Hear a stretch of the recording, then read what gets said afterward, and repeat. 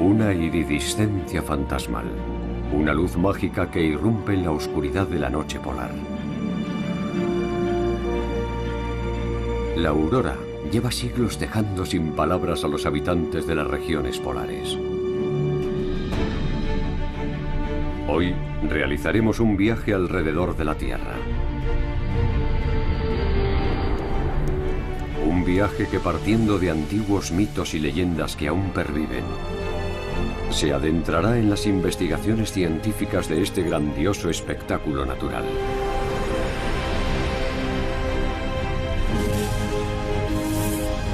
Cuya fuente de energía es nuestro Sol. Una potencia celestial que ilumina el cielo con su estela de fuego. Aurora. Llamaradas en el cielo.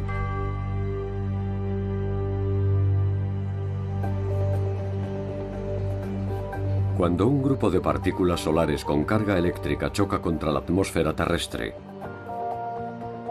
se producen unos destellos de luz. Cuando aumenta la actividad solar, estos destellos son más intensos y frecuentes.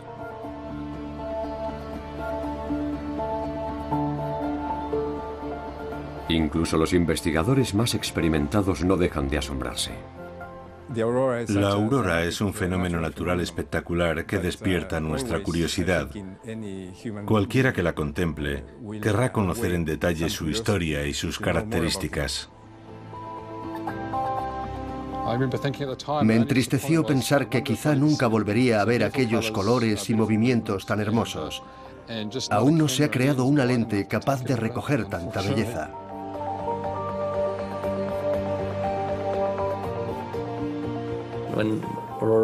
Cuando te ves en medio de una actividad auroral, cuando miras hacia arriba y te ves rodeado de todos esos rayos que cubren casi todo el cielo, vives un momento mágico.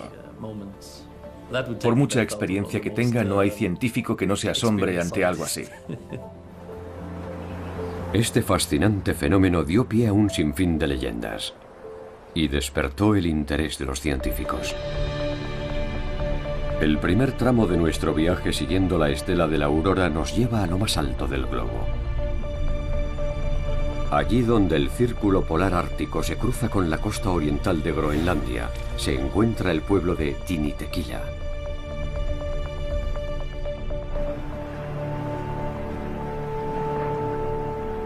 Estamos en septiembre. En el fiordo Sermilik, los icebergs avanzan a la deriva. El verano ha pasado fugazmente.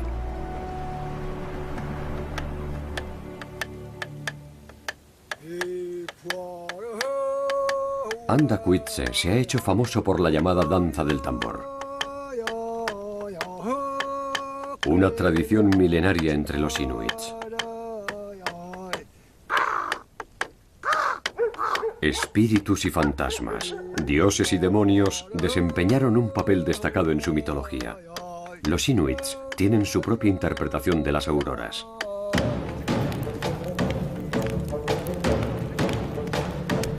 Una noche, el chamán empezó a tocar el tambor.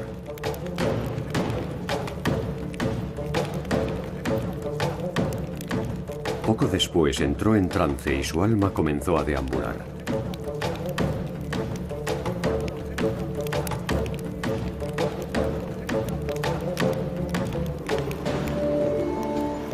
A continuación salió de la tienda, alzó la vista al cielo y observó el extraño espectáculo de las luces del norte. Entonces vio como unos haces de luz se lanzaban una bola, zarandeándola de un lado a otro hasta que cayó al suelo. Aquella bola resultó ser el cráneo de una morsa. Uno de los espectros del cielo le gritó: «¡Tíranosla!».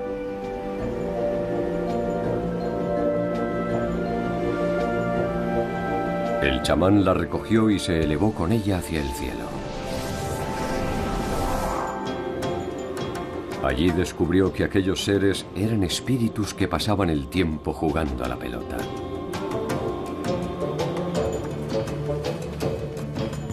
Algo que también divierte a los inuits más jóvenes. El fútbol es un deporte muy popular en Groenlandia.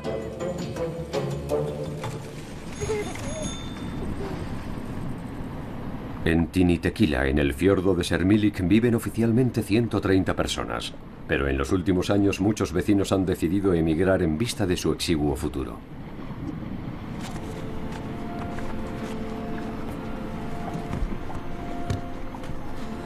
La escuela y la iglesia comparten el mismo edificio. Muchos habitantes de Groenlandia son cristianos practicantes, como Boas Jonathansen, el vecino más anciano del pueblo. A sus 84 años, aún recuerda aquel día en las montañas, cuando regresaba a pie desde otro pueblo situado a unos 40 kilómetros de distancia. Volvíamos de Tasiilaq. En aquella estación los días eran muy cortos y el camino de vuelta se hacía muy largo y dificultoso.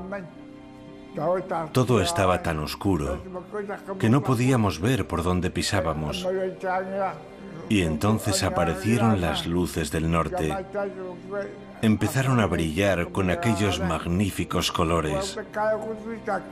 Y todos nos emocionamos, porque gracias a ellas pudimos seguir avanzando. Nos permitieron ver las montañas y reconocer el camino. Las luces del norte nos guiaron y nos ayudaron a regresar a nuestro hogar. La aurora siempre está ahí, pero solo es posible verla en determinadas condiciones climatológicas y en fechas concretas. De día permanece tan invisible como las estrellas. El fiordo no se congela hasta octubre y los cazadores pueden desplazarse en sus barcas.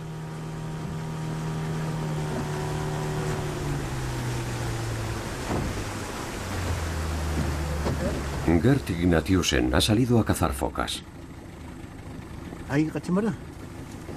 Algo que requiere mucha paciencia.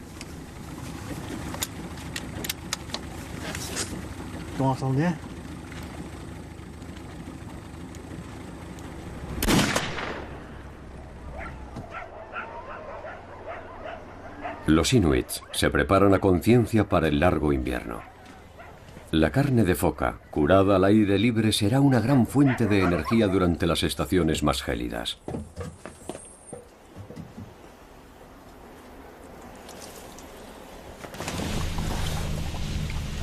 Los días son cada vez más cortos. Dentro de poco la oscuridad será casi total, lo que permitirá admirar de nuevo las espectaculares luces del norte. Gert tiene una nueva afición favorita. Desde su más tierna infancia, hace ya casi medio siglo, ha visto un sinfín de veces las luces de la aurora. Incluso llegó un momento en que, como la mayoría de los inuits, dejó de prestarles atención.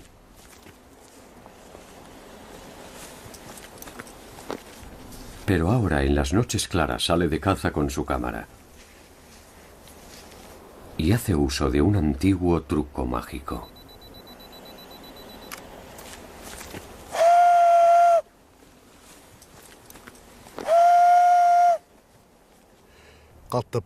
Emito este sonido para atraer a las luces del norte. Cuando soplas, parece que las luces se acercan. Desde que descubrí la fotografía, este maravilloso espectáculo de luces me resulta cada vez más apasionante.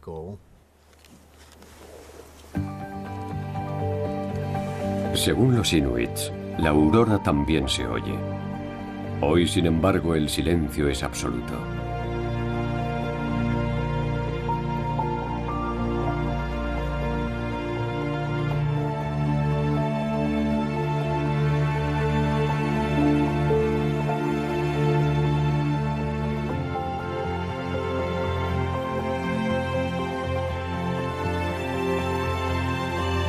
Al cabo de varias horas su actividad empieza a perder intensidad. Desde el este de Groenlandia nos dirigimos al norte de Noruega.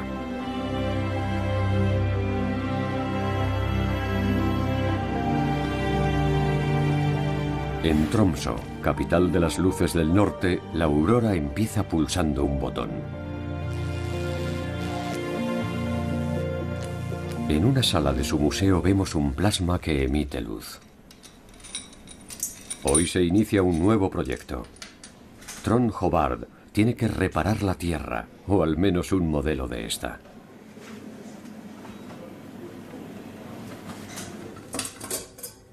Bautizada como Terrela, esta esfera metálica con imanes en su interior es una simulación del campo magnético de la Tierra. Trond tiene que retirar cada cierto tiempo la capa superficial depositada por el plasma cargado eléctricamente. El pionero noruego de la investigación de auroras, Christian Birkeland, empleó este modelo metalizado de la Tierra para generar una aurora artificial.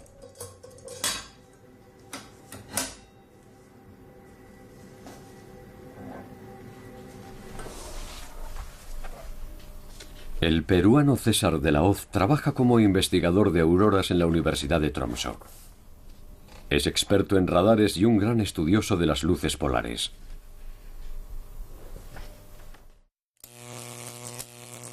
En esta cámara de vacío, un electrodo emite iones. Los imanes de la Terrela hacen que el plasma resultante adquiera la forma de anillos, creando auroras boreales y australes. Pero no son exactamente iguales. Parten de la misma fuente, una fuente que cambia con el tiempo y probablemente también en el espacio. Cuando cambia en el tiempo, ese cambio temporal queda reflejado un poco más tarde en la aurora del norte y también en la del sur. Cuando la fuente se desplaza, también se desplazan las auroras del norte y del sur. A grandes rasgos son muy similares, pero hay condiciones locales que hacen que las distancias cortas sean diferentes. La fuente de la aurora es el viento solar, un flujo constante de partículas cargadas que el Sol lanza al espacio. La mayoría de estas partículas son electrones y protones. Cuando esta lluvia choca contra el campo magnético terrestre, este experimenta una contracción en el extremo alcanzado y una expansión en el extremo opuesto. Las partículas solares penetran en la magnetosfera rodeando el campo magnético y fluyen hasta las regiones polares. Si van cargadas de suficiente energía, chocan contra los átomos de la atmósfera, haciendo que estos emitan luz. Los átomos de oxígeno emiten una luz rojiza a unos 200 kilómetros de altitud y una luz más bien verdosa a niveles más bajos.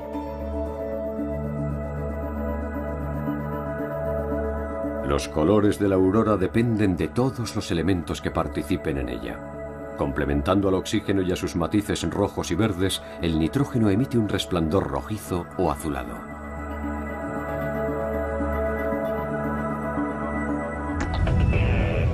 La estructura del campo magnético está sujeta a variaciones espontáneas que catapultan partículas a las regiones polares.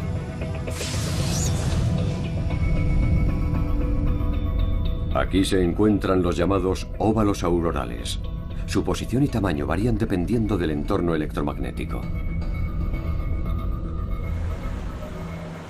No muy lejos de Tromsø se levantan unas importantes instalaciones atmosféricas. La estación de radar Ramfjord estudia minuciosamente la ionosfera.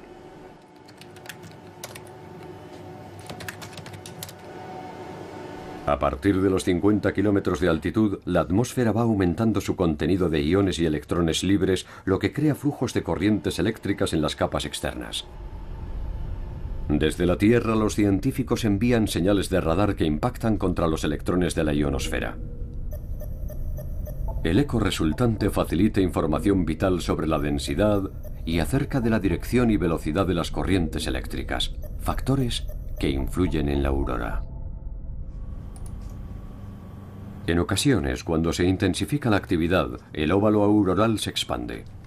Es lo que se conoce como subtormenta auroral, un fenómeno que el físico Magnar Gullikstad conoce muy bien. La subtormenta auroral es una cuestión muy estudiada. Se lleva investigando desde los años 60, pero aún no sabemos qué la desencadena.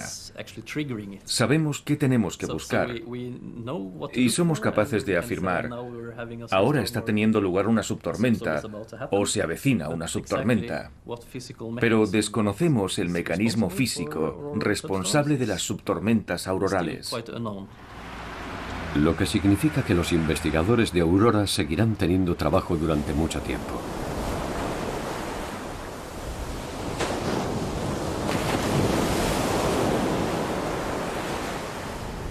La isla de Arnøy, a 60 kilómetros al noreste de Tromsø, es un pasto estival para renos.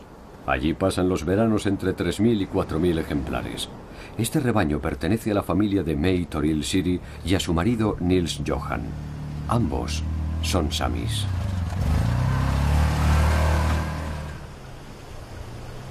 En septiembre los renos son trasladados a los cuarteles de invierno en tierra firme.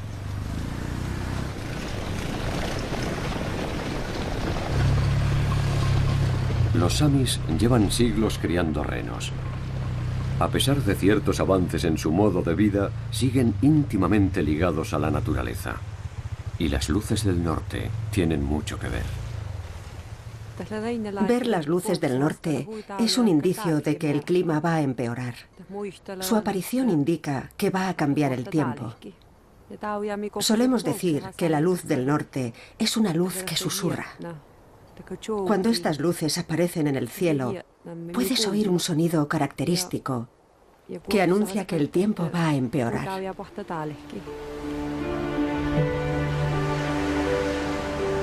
Y el cielo se oscurece.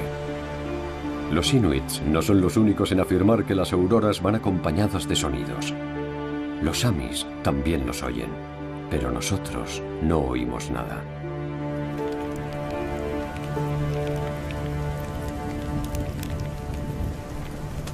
Al caer la noche, May Toril y Nils Johan se disponen a descansar.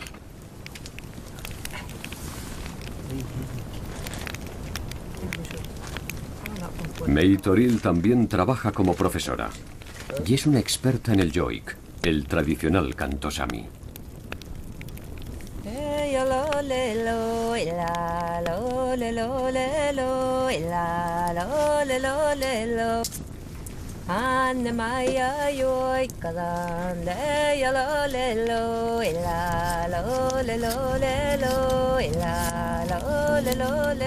May Toril conoce muchas canciones sobre las luces del norte.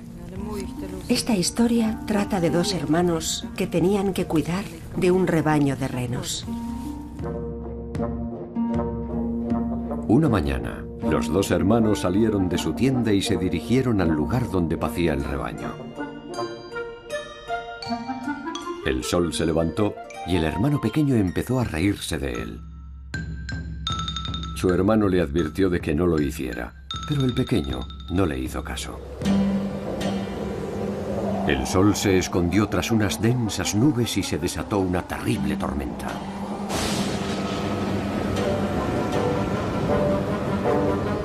Llenos de miedo, ambos se refugiaron en su tienda durante días hasta que la tormenta amainó.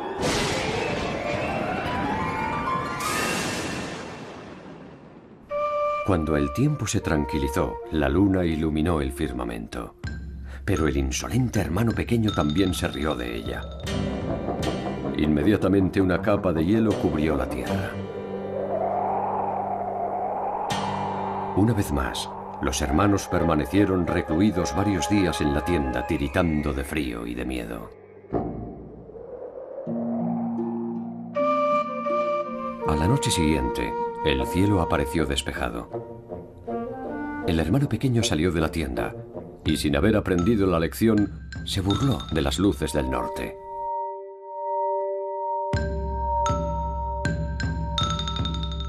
Craso error.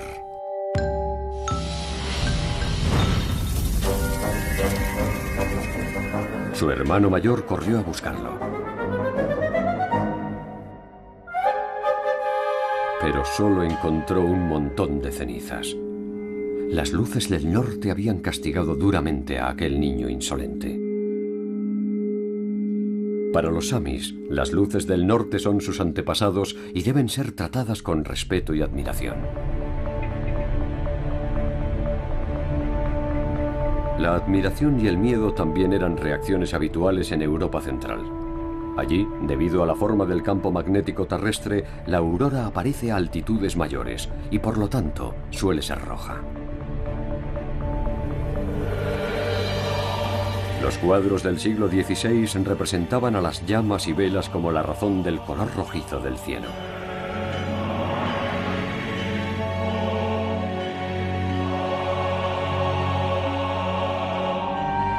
La gente creía que aquellas luces eran presagio de guerras, plagas y hambrunas. Y a ellas se atribuyó más de una mala cosecha. En el siglo XVII la atmósfera se enfrió.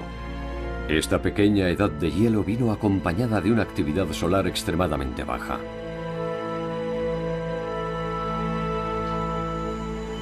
En el Observatorio Solar de Kanzelgege, en Carintia, Austria, un grupo de científicos estudia a diario la actividad del Sol.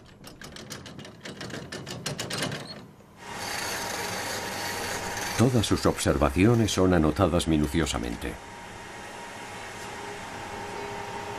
Los investigadores marcan las manchas solares una por una.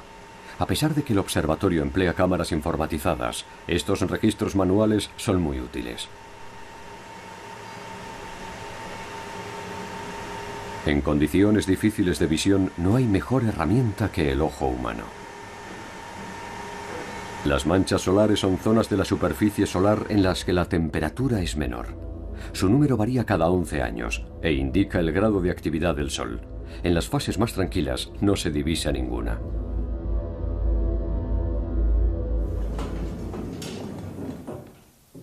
El archivo del observatorio es como un cofre del tesoro. Un registro que desde hace casi 8 décadas se ha enriquecido de forma ininterrumpida. Las fotografías son digitalizadas y archivadas, y los resultados de los estudios son enviados a Bruselas, al Centro Mundial de Datos del Índice de Manchas Solares. La temperatura media de la superficie solar es de 6.000 grados. Las manchas solares están a 5.000 grados y son provocadas por cambios en el campo magnético solar.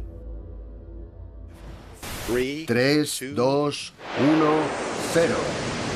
Ignición y despegue. 11 de febrero de 2010. Un cohete Atlas despega del Observatorio de Dinámica Solar de la NASA.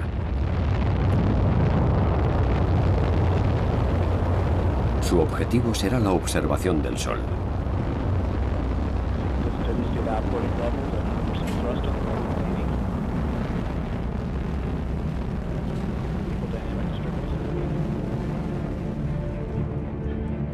Sus 4 cámaras grabarán el Sol en distintos colores. Cada color representa una temperatura distinta, lo que permitirá un análisis más profundo de la actividad solar.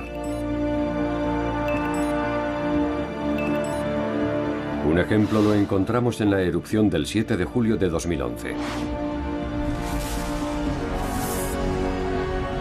En la imagen de la izquierda es casi imperceptible, pero en las otras 3 la erupción se ve al detalle. Estas imágenes nos dan una idea de las descomunales fuerzas que se esconden tras las erupciones solares. Algunas de estas explosiones son del tamaño de nuestro planeta. Esta desenfrenada actividad influye en todo el sistema solar. La interacción que se produce entre el viento solar y el campo magnético terrestre recibe el nombre de tiempo espacial.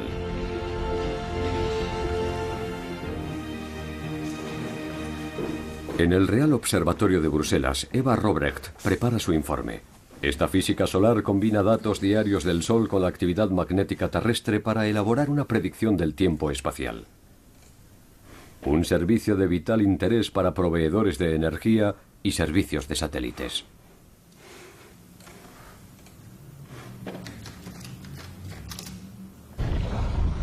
El 14 de febrero de 2011 se produjo una gigantesca erupción que sorprendió a los científicos. Aquellas llamaradas eran las primeras del nuevo ciclo de manchas solares. Ahora vamos a ver la superficie del Sol, donde mediremos el campo magnético. Aquí la tenemos. Unos días antes de aquella erupción no observamos nada inusual y por esa razón nos sorprendimos tanto. Lo que vemos aquí son las mediciones del campo magnético. El blanco significa campo magnético positivo y el negro campo magnético negativo. La imagen en movimiento nos muestra que esta región activa se desarrolló muy rápido. En tan solo 4 días se volvió muy compleja. Una región activa compleja es una región en la que las manchas blancas y negras no están perfectamente separadas. El campo magnético presenta una configuración enmarañada, lo que explica unas llamaradas tan activas. Y la actividad solar va en aumento. Desde que se produjo esta primera erupción se han registrado otras muchas.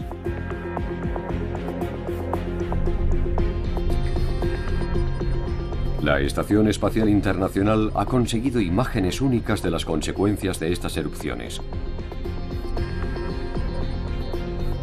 La aurora, vista a 400 kilómetros de la Tierra.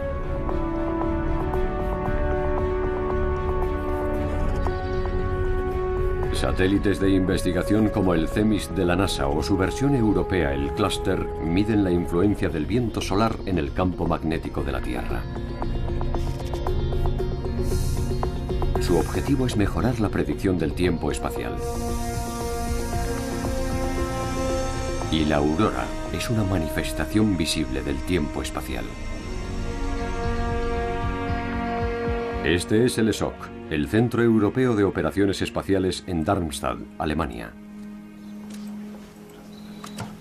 En la sala de control de la misión Cluster está a punto de iniciarse una transferencia de datos desde la órbita de la Tierra. Los satélites suelen sufrir daños a causa del tormentoso tiempo espacial, como nos explica Paolo Ferri, jefe de la División de Operaciones de las Misiones Solares y Planetarias. Hace no mucho, una de nuestras sondas, que estaba girando alrededor de Venus, recibió el impacto de una gran llamarada solar. Algo inesperado, porque las llamaradas suelen seguir una trayectoria definida, y en vez de venir hacia la Tierra, se dirigieron hacia Venus. La sonda quedó cegada y perdió casi por completo el control de altitud. Tardamos 20 horas en recuperar los sensores solares y en conseguir que estuviera plenamente operativa. De haber tardado 16 horas más, los daños habrían sido enormes, porque habría perdido la orientación hacia la Tierra. Habríamos perdido el contacto y la capacidad de obtener energía solar por medio de los paneles solares. Podríamos haber llegado a perder la nave.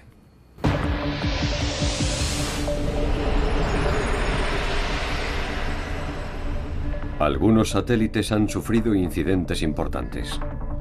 Cuando las partículas cargadas de energía chocan contra ellos, sus sistemas informáticos pueden resultar afectados, y en el peor de los casos terminarán como chatarra espacial. La sociedad actual depende cada vez más de los sistemas eléctricos y electrónicos. En nuestro mundo digital, donde un fallo eléctrico es sinónimo de fracaso, las erupciones solares son una amenaza muy real.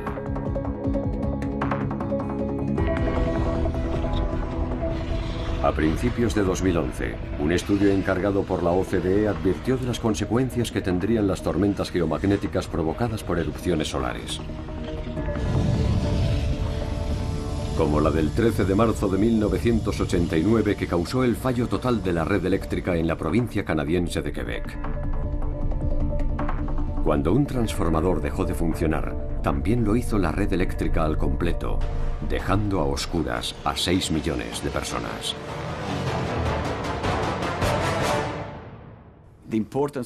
Conseguir unas predicciones fiables no solo es importante para que salten las alarmas antes de que llegue la tormenta, sino también para evitar muchas falsas alarmas, ya que éstas también tienen un impacto económico. Una falsa alarma nunca es una buena noticia. Por eso una predicción fiable es importante para estar alerta y para evitar las falsas alarmas e intervenir únicamente cuando sea necesario.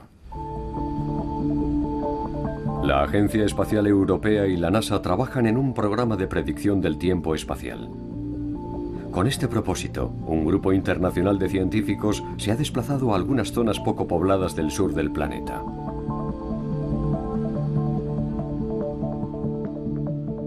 Aparte de la Antártida, el lugar donde mejor se ven las luces del sur es Nueva Zelanda. La localidad de Invercargill, en su extremo sur, es famosa por su ubicación geográfica. Es la ciudad más próxima al polo sur magnético.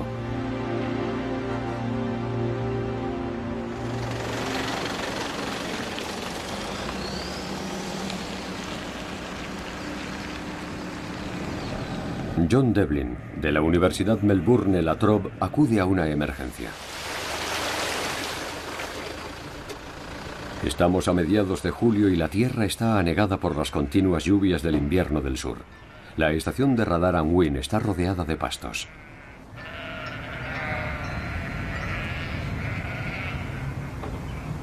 Esta estación y otra situada en Tasmania son gestionadas vía control remoto desde Melbourne. En ella se estudia la ionosfera y el tiempo espacial. Una de las torres ha sido alcanzada por un rayo y un ingeniero se dispone a comprobar los daños.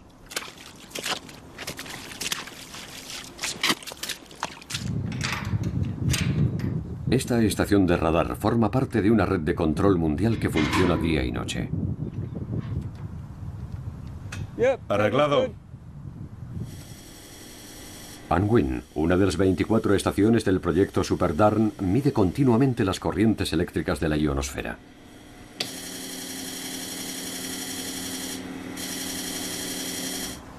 Uno de los fenómenos que está estudiando son los chorros eléctricos polares, corrientes circulares que se desarrollan a unos 100 kilómetros de altitud.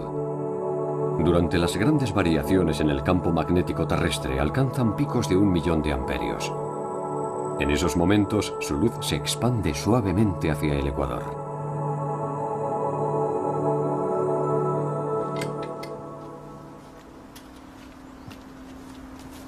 Stephen Foss es un médico de profesión fascinado por los fenómenos espaciales. En el jardín de su casa, en Invercargill, ha construido un pequeño observatorio. Desde aquí, este astrónomo aficionado observa y fotografía galaxias y nebulosas. Caja mágica de Galileo.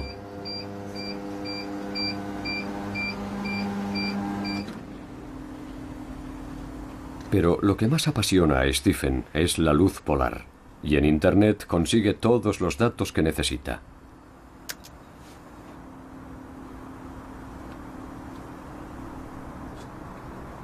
En cuanto tiene la posibilidad de ver una aurora, este buscador de estrellas se lanza a la carretera.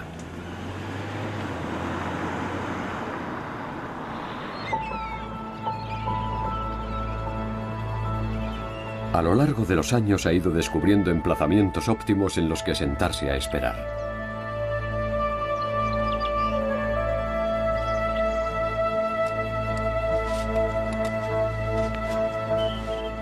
Y aunque las auroras no son frecuentes en Nueva Zelanda, él ha conseguido fotografías excepcionales.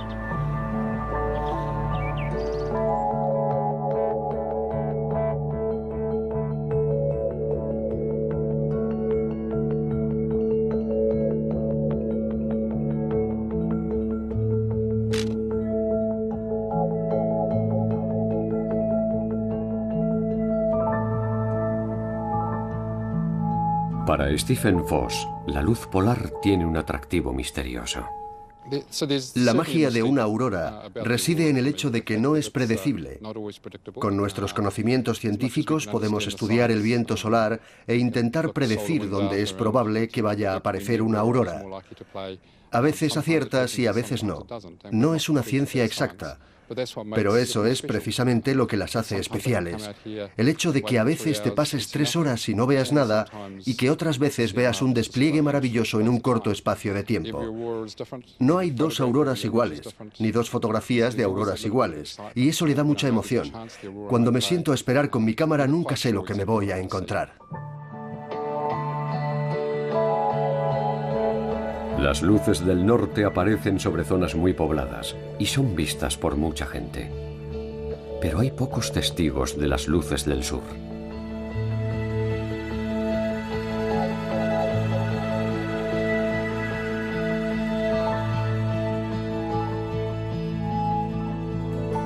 Aún así, las misteriosas luces del cielo han dejado huella en las culturas autóctonas. Dinuanga es maorí y portavoz de la tribu Ngai Tau.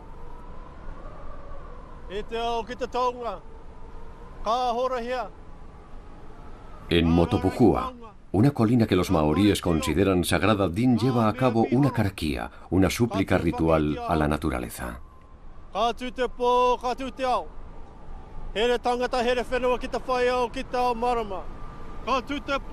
Cada vez más maoríes intentan fortalecer su vínculo con la tierra y la naturaleza.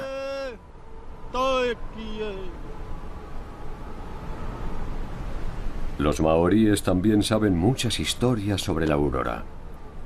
Una de ellas habla de Tamarereti, el descubridor que surcó el océano en una canoa para contemplar las luces del sur.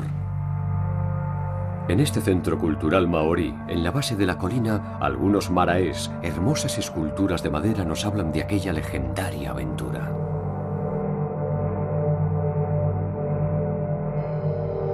Cuenta la leyenda que Tamarereti y su expedición llegaron al manto de hielo de la Antártida y se quedaron allí varias jornadas, viviendo la noche polar y contemplando la aurora.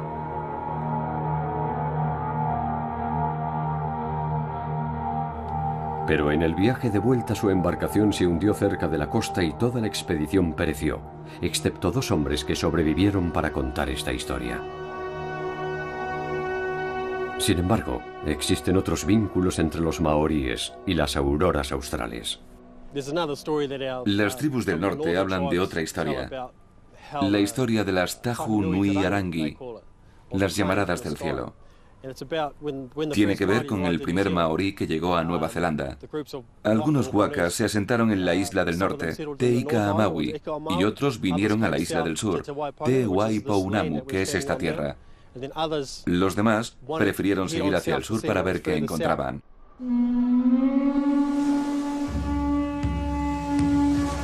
Los intrépidos marineros partieron de Aotearoa, la tierra de la gran nube blanca, como llaman los maoríes a Nueva Zelanda.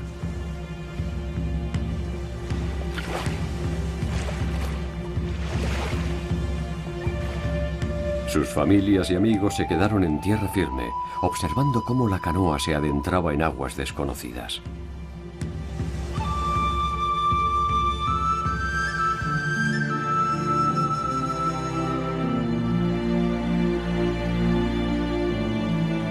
Cuando estaban ya en alta mar, de repente se desató una tormenta. Las ráfagas eran violentas y las olas muy altas.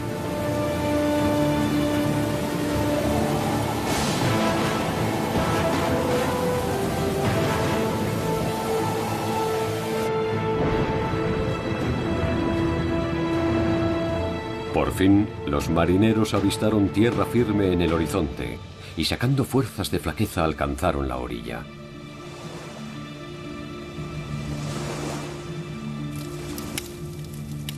Para entrar en calor y disponer de luz durante la noche, encendieron una gran hoguera. El cielo nocturno reflejó la luz de las llamas, y ese reflejo fue visto desde Aotearoa. Sus familias y amigos comprendieron que aquel gran fulgor del cielo era una señal de que estaban vivos al otro lado del océano.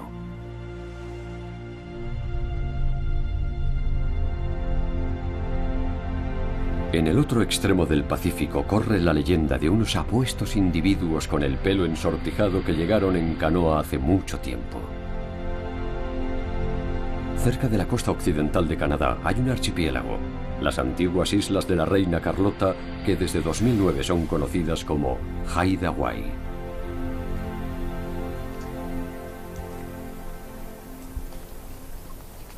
Es posible que los emigrantes polinesios arribaran en su día a estas místicas tierras de bosques tropicales. James Selford es maorí. Hace 20 años se mudó de Nueva Zelanda a Haida Gwaii. Estas islas toman el nombre de la tribu Haida, que llevaba más de 10.000 años viviendo aquí. Haida Gwaii está en la misma latitud que Irlanda. Aquí es posible ver de vez en cuando las luces del norte. Para James, este espectáculo tiene un especial significado. Me transmiten mucha energía. Cuando veo las luces del norte, me siento lleno de vida. Hacen que piense mucho en mi familia, que piense intensamente en mi familia. Me traen recuerdos de mi niñez. Unas veces me relajan y otras me motivan. Todo depende de cómo me sienta y de dónde esté. Significan mucho para mí.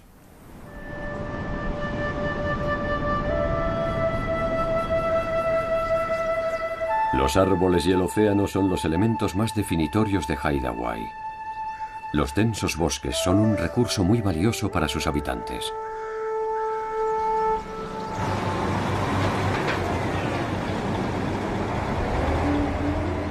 La industria maderera es una de sus principales fuentes de ingresos.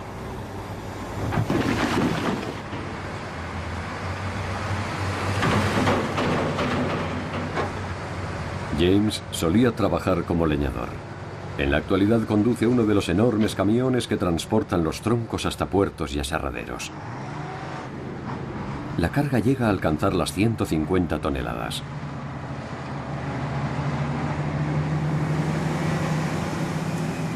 Es un viaje peligroso. A finales de octubre las lluvias son abundantes.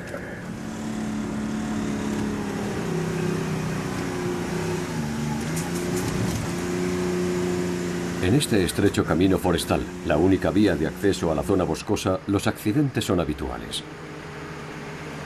Transportar una carga tan pesada requiere tiempo y paciencia.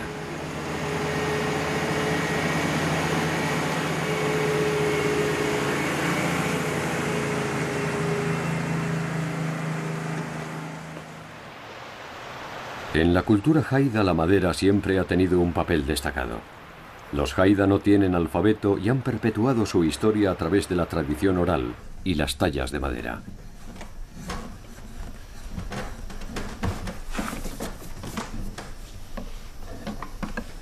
Las máscaras y los tótems Haida son famosos por su expresividad. El escultor Garner Moody es todo un experto en su oficio. Los tótems cuentan historias, como la del cuervo que trajo la luz al mundo, incluidas las luces del norte.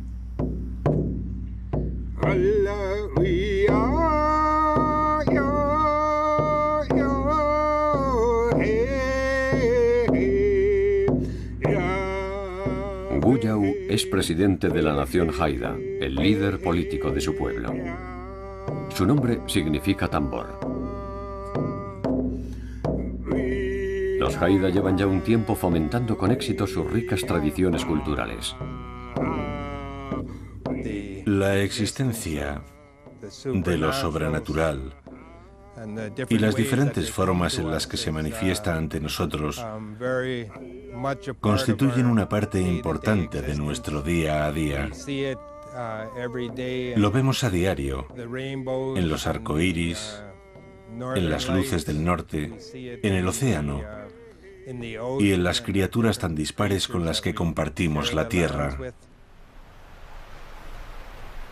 El paisaje de Haida Gwaii es un reflejo de la calidad de su entorno natural y del apego que sus habitantes sienten hacia él.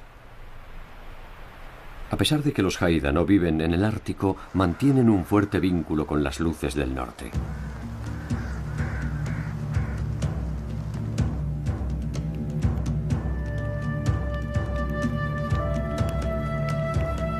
En otro tiempo, los Haida se forjaron una idea propia del mundo en el que vivían. Los ancianos afirmaban que el cielo era una especie de cuenco invertido hecho de piel, como los refugios que habitaban.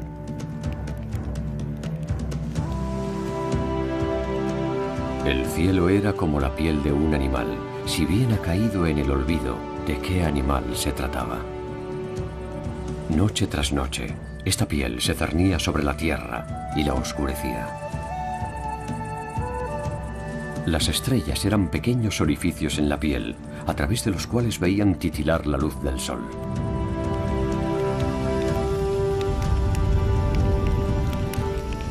A veces la piel se incendiaba. La piel del cielo está ardiendo. Así se referían los Haidas a la aurora en sus leyendas tradicionales.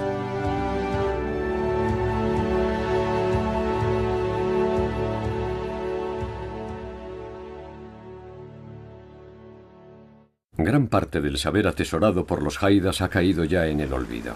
Una de las personas que tratan de conservar la lengua Haida es Diane Brown.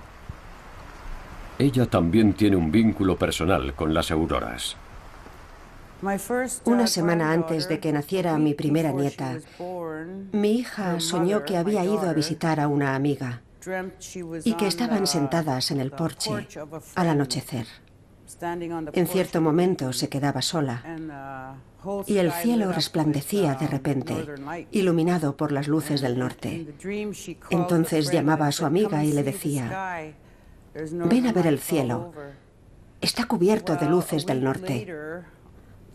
Pues bien, una semana más tarde, la noche en la que nació mi nieta, todo el cielo, desde Skidegate a Narrows, pasando por las islas de la Reina Carlota, se tiñó de colores rojizos, verdosos y azulados, inundado por las fascinantes luces del norte. Quien haya visto una aurora de tal intensidad nunca podrá olvidar la experiencia.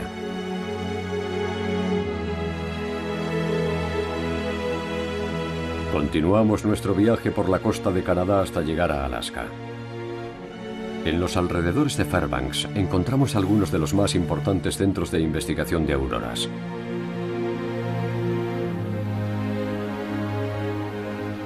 Como el Centro Científico de Operaciones de Poker Flat, a tan solo media hora de Fairbanks.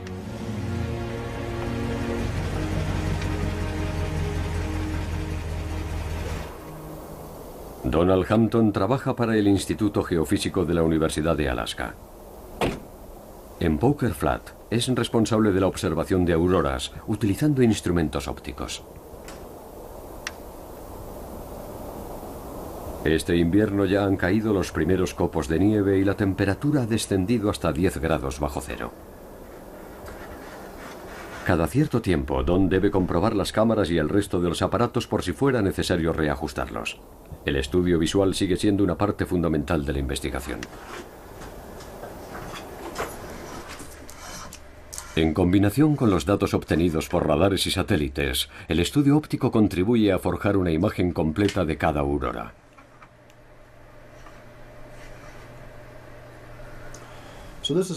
Esta es una cámara de cielo completo, cuya lente ojo de pez nos permitirá contemplar todo el horizonte. Sus imágenes, unidas a las de otras cámaras colocadas en varios puntos de Canadá, nos permitirán descubrir en qué lugares del planeta se está viendo una aurora. Así podremos conocer su grado de actividad y la cantidad de energía que ha absorbido del Sol. Aquí tenemos una lente con un campo de visión estrecho que nos permitirá apreciar mejor los detalles, la dinámica de la aurora y sus distintas formaciones. Así podremos hacernos una idea acerca de cómo y cuándo se originan las auroras. Los investigadores se centran ahora en las estructuras interiores más pequeñas con el objetivo de comprender los mecanismos que causan este fenómeno. Sin embargo, no es tan solo un fenómeno visual. No pocos expertos afirman que las auroras también emiten sonidos. En Fairbanks, en la Universidad de Alaska, llevan mucho tiempo intentando grabar los sonidos de la aurora, sin ningún éxito. Jay Helmerich desarrolla micrófonos ultrasensibles que recogen infrasonidos que el oído humano no puede captar. Una de sus funciones es velar por el Tratado de Prohibición Completa de Ensayos Nucleares. Esta herramienta recoge los sonidos más imperceptibles.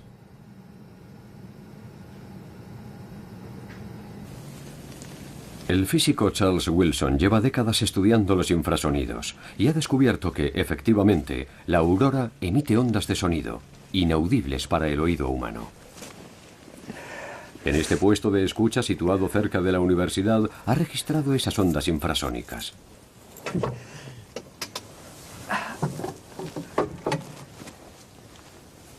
Como la onda de arco generada por el movimiento supersónico de un arco auroral donde fluyen potentes chorros eléctricos. Los infrasonidos aurorales pasan a ser perceptibles para el oído humano al acelerar 2000 veces la señal recogida.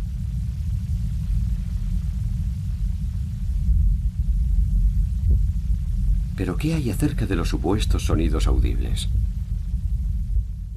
Yo mismo experimenté en la Antártida una sensación semejante durante la celebración del Año Geofísico Internacional en 1958. Escuché un sonido parecido a este, que es lo que la gente dice que oye. La explicación más plausible es que se trate de una especie de intersección cerebral. Cuando el nervio visual está cerca del auditivo, se produce un cruce entre los dos circuitos y nos da la sensación de que existe un sonido, si bien no es así. No sabemos si los samis y los inuits encuentran sentido a esta teoría.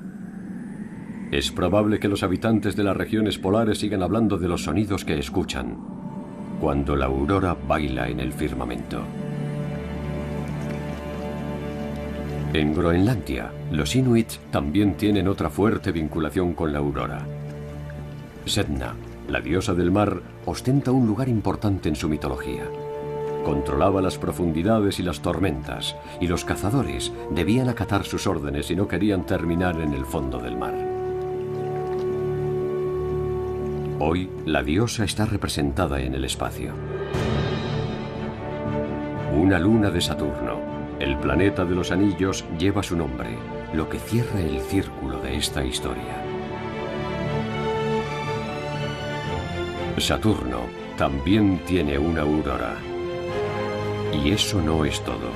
Todos los planetas del sistema solar que poseen una atmósfera y un campo magnético también tienen auroras. Pero tan solo en las regiones polares de nuestro planeta podemos admirar con tanto detalle este impresionante espectáculo.